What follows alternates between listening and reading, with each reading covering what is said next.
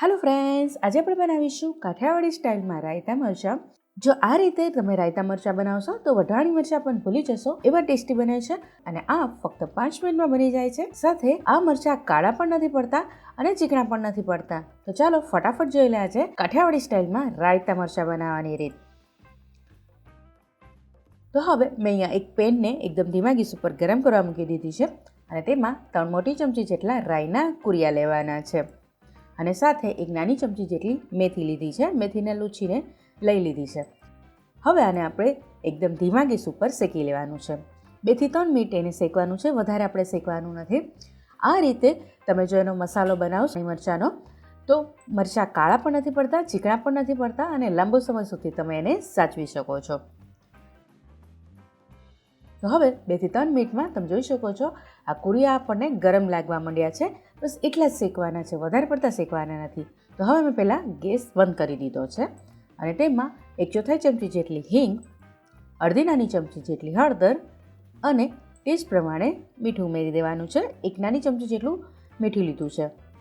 હવે આ બધી વસ્તુને આપણે શેકી લેવાની છે. અહીંયા આપણે ગેસ ચાલુ નથી કરવાનો, બસ પેન આપણી ગરમ છે એમાં જ આ શેકાઈ જશે, એટલે આપણે એને ગેસ ચાલુ કરીને શેકવાની જરૂર નથી. બસ 1 મિનિટ આવી રીતે ફેરવતા એને શેકી લેવાનું છે અને પછી આપણે આ જ પેનમાં એને ઠંડુ થવા દેવાનું છે.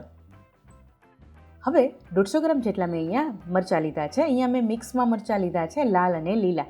એકદમ કડક મરચાં હોય એવા લેવાના અને એને આપણે ધોઈ લેવાના છે અને પછી સરસ લૂછી લેવાના છે. આપણે એમાં પાણીનો જરાક પણ ભાગ રાખવાનો નથી, જેથી એ લાંબા સમય સુધી સારા રહે. હવે આને લૂછી લીધા પછી આપણે એમાં કટકા કરવાના છે. તો તમારે જેવડા મરચાં હોય એ પ્રમાણે કે પછી તમને જોઈએ એ સાઇઝના કટકા કરવાના. હું અહીંયા મોટા હોય તો 8 કટકા અને નાના હોય તો 4 કટકા કરી રહી છું.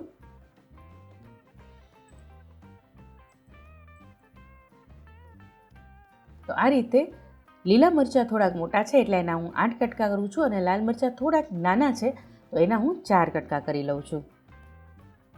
તો આ રીતે હું બધા જ મરચાં પહેલાં તૈયાર કરીને રાખી લઉં છું.